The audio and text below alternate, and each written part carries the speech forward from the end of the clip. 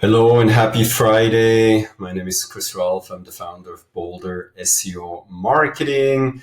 I hope you had a great holiday season and a wonderful New Year celebration. As you can hear, I came down with a cold, actually the flu. So I'm gonna keep this Friday SEO tip, the first of 2025, short and sweet, but I think it's going to be a good one. So let's get into it. I was just published, I was included in a roundup entitled 7 Common Misconceptions About AI Detection Debunked.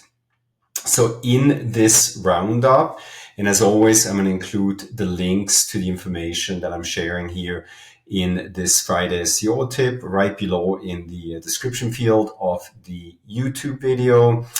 In this roundup, I'm basically, here we go, I'm the first here. I'm basically making the case that, you know what, occasionally it is okay to use AI generated content and to put it up on your website.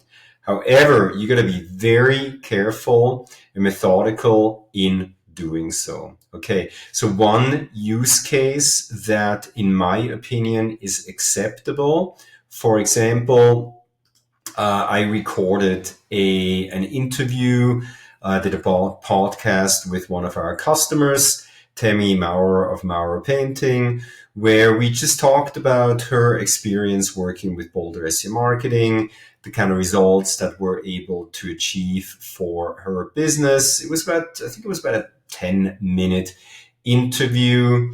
So let me show you what you could do with a YouTube video like that. Basically, head over to Gemini and then create a prompt like, hey, Gemini, my name is Raulf. I'm the founder of BSM. I interviewed one of our clients about their experience working with us. Here's the link to the YouTube video. Now, this basically refers to content that you created, right? So it's like net new content that you were involved in creating. In this case, I was involved in. And then I'm going to ask Gemini, please create an in-depth blog post about the interview that I had with Tami.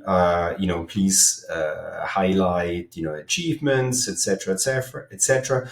Obviously, the better the prompts, the better the output. Okay, so this is a very basic prompt, but I'm referring back to the YouTube video that I created.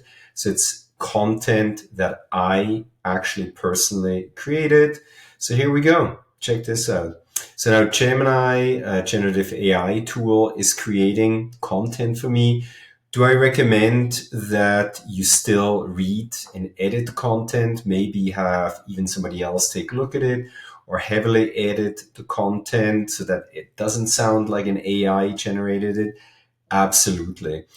And of course, be careful, right, when you publish content that was created by a generative AI tool to your website.